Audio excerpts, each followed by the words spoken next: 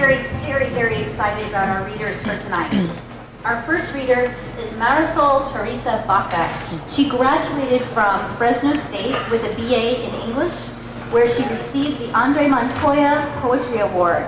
Marisol received her Master's of Fine Arts at Cornell University in Ithaca, New York, and she was a recipient of the Robert Chassin Poetry Award and also an editor at the award-winning Epic Journal out of Cornell.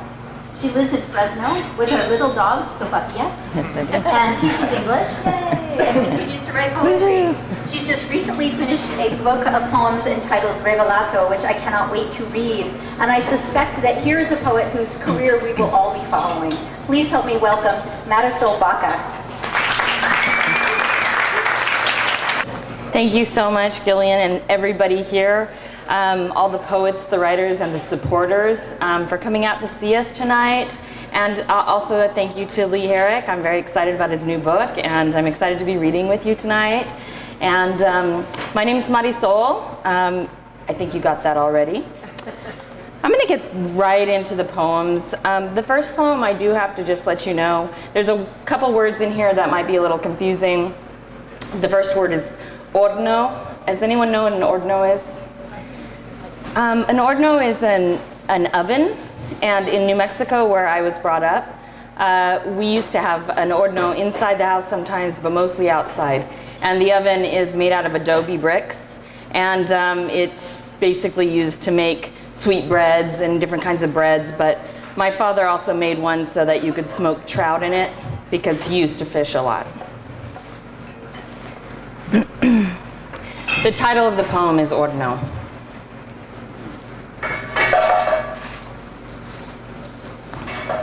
The Orno. Mud mound, size of a cellar. One September, a cupola was built.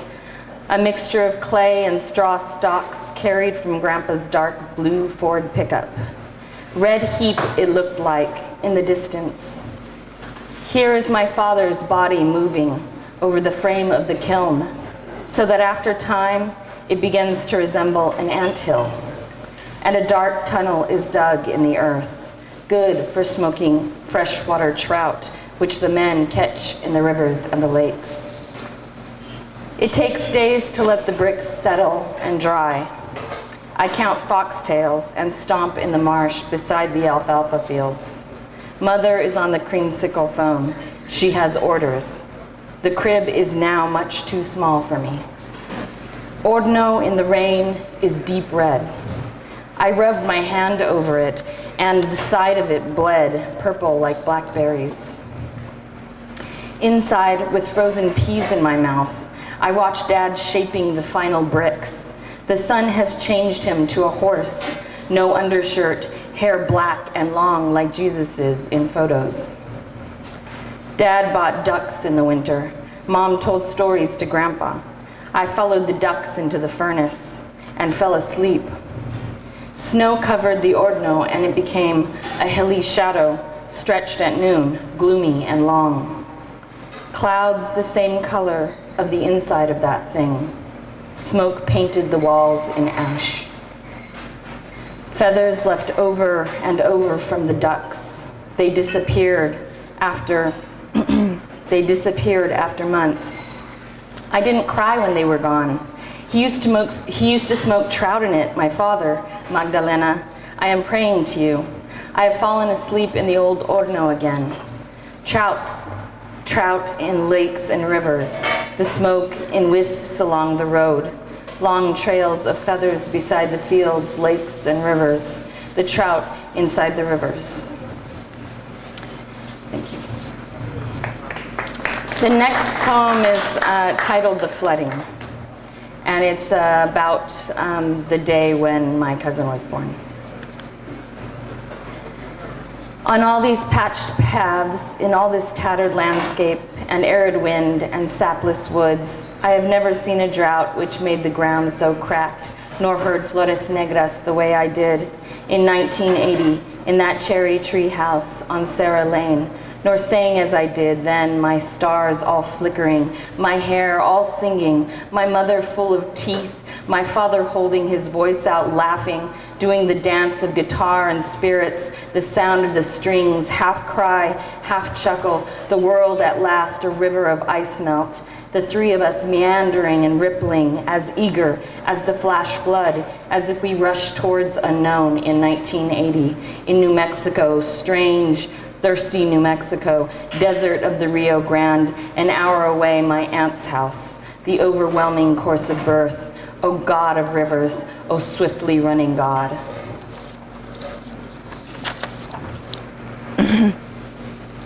All right, the next poem is a newer poem, and it's about a genie. So you guys all know the story of the genie, right? Aladdin's genie, right? Yes, yes, and so there's some rules, right, for the genie. And I was thinking about these rules. I don't think a genie should have rules, but it sounds like this genie did. And what were the rules for the genie? If you were going to get your wishes granted, what rules were there? Anybody remember? Can't bring back the dead. You cannot bring back the dead, right? That's a big one. Can't bring back the dead, right? What else? I heard another one. Can't wish for more wishes. You can't wish for more wishes. Always want that one to be not true. Can't make anyone fall in love with anyone else. You can't make anyone fall in love with anyone, right? You can't make someone fall in love with you. And anything else? You shouldn't be able to kill someone. Do no harm. So no killing. Harm maybe a little little trickster thing there, but no killing, right? No death. So I was thinking about that one. What's your name in the cap? Black Andrew. Yeah. Andrew. Yeah. So that one I was thinking about for a long time, because I'd be like, oh, I want this person to fall in love with me. That would be a great gift. Be a great wish. But I thought more and more about it, and I thought, well, why would the genie not be able to make someone fall in love with them? And so this poem came about through that. And maybe you'll be able to answer it afterward. It's also kind of about what it might look like in the genie's lamp, because I always used to wonder that. Cosmology inside the genie's lamp. It is imagined tight as a vault. The mothy cloud of antimatter hangs like rags around the body. He is at the center of green light, the emerald magic, reclusive, creating the archipelago of wishes in his mind. This is why he can't answer a wish for love, knows only the infinite years of solitude, the craft of silent incantations on his mouth, mystic preparations, the architecture of dream mansions, minting golden piles of money with his likeness. He is a world of inaccessible baby stars. His is the rented space of space. Value the human wish, a heavy melted bar of gold, like a lump in his throat. Or is the lamp golden inside? The ceiling is painted twilight blue, the constellations painted also, as recognizable and as comfortable as the sateen pillows covering the floor. Is the genie living like a bachelor? Are there underpants strewn around the floor like paper napkins? Lonely. Touch the belly of the lamp. The only item you recovered after your vacation sank. The only thing you find on the deserted beach after a failure of marriage, after you lost your love at sea.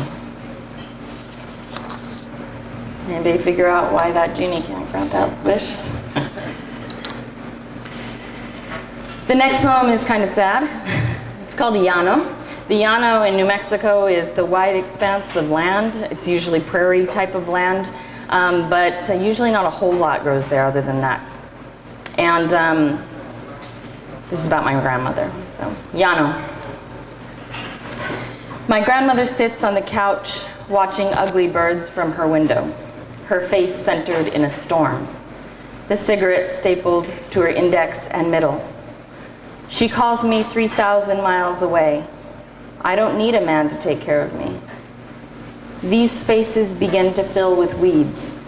I hear her voice. Remember the overwhelming river beneath the sandias, the open space before urban sprawl, the anger of my grandfather fixed in her eyes, the rumbling mujer from his mouth.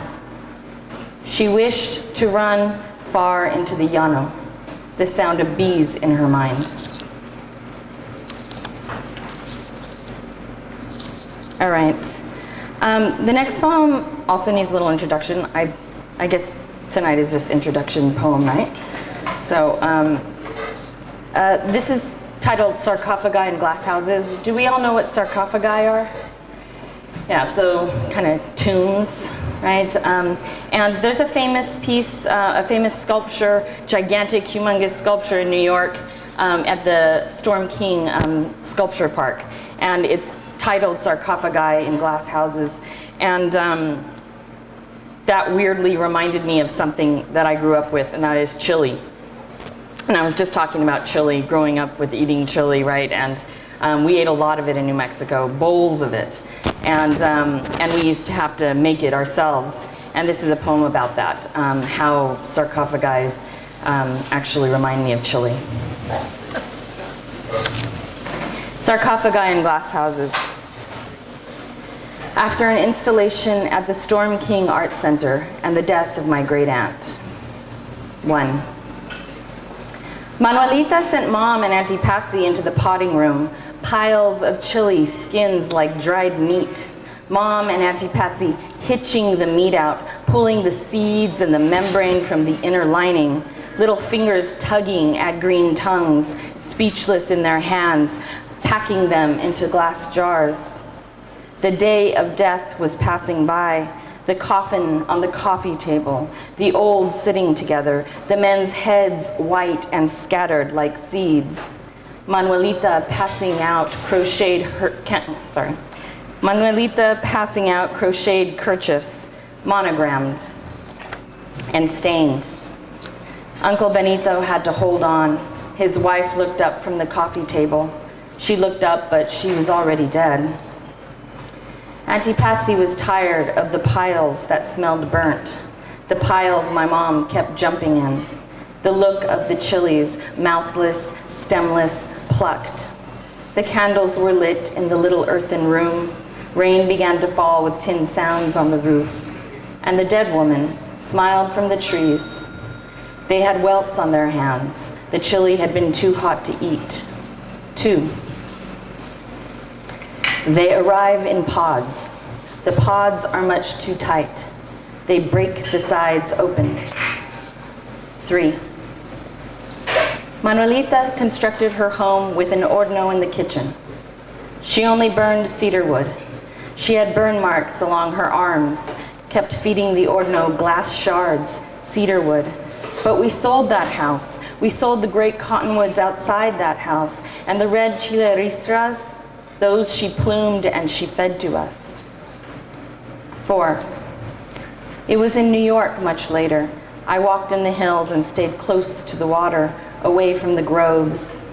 I found these constructed graves, these insect wrappings, these mummies, and all I could do was talk to her. I think she hoped I'd come along and take hold of her, move her story across the weather-worn panes, tell her New York is the secret passage to Corrales, New Mexico, near the horses, near the great white sand dunes, near the adobe house built around her imprint.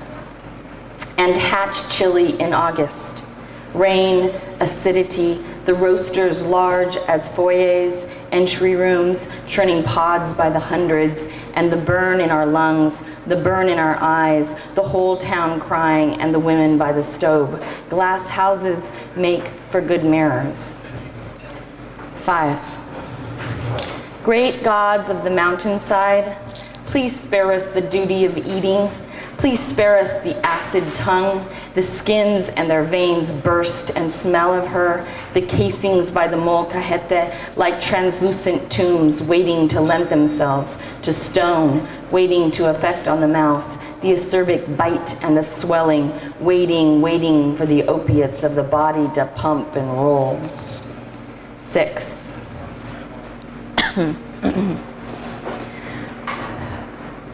Houses the dead. Houses the lines and the lines between us, houses the slow shag in our dark past, past the houses on the right, the houses on fire, houses, the houses on fire, the houses that houses have passed, lined by lines, lines of grass, lined pictures fading on walls, lined windows, shingles and rats, and the houses house us, the dead and us.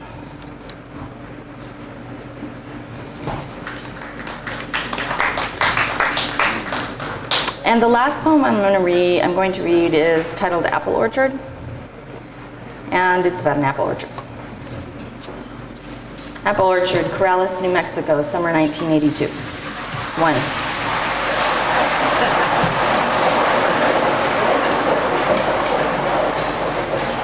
That's almost like a drum roll. Better be good. Okay. 1. We drove past the river and into Bernalillo. There were crosses in my aunt's eyes. The mountains call you back, she said.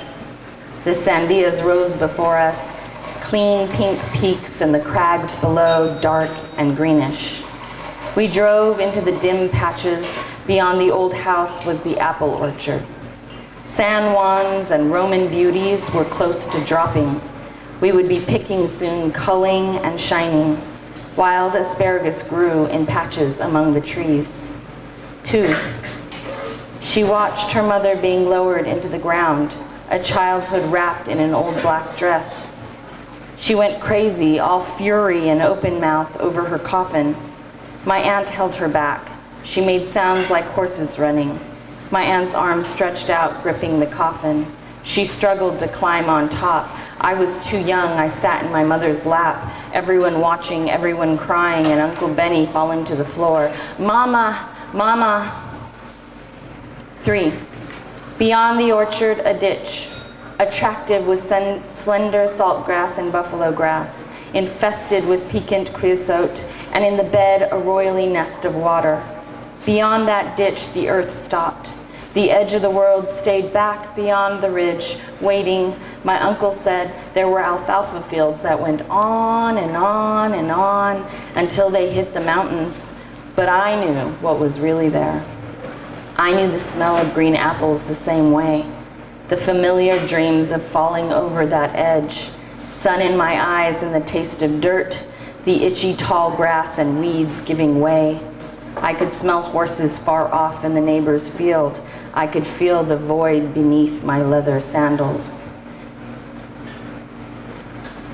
4. My grandmother lost her face in those mountains. She watched them the year she broke, watched them turn gray to pink to red. She saw things in them. Once an Indian's face, another time her own looking back. Thank you so much for having me.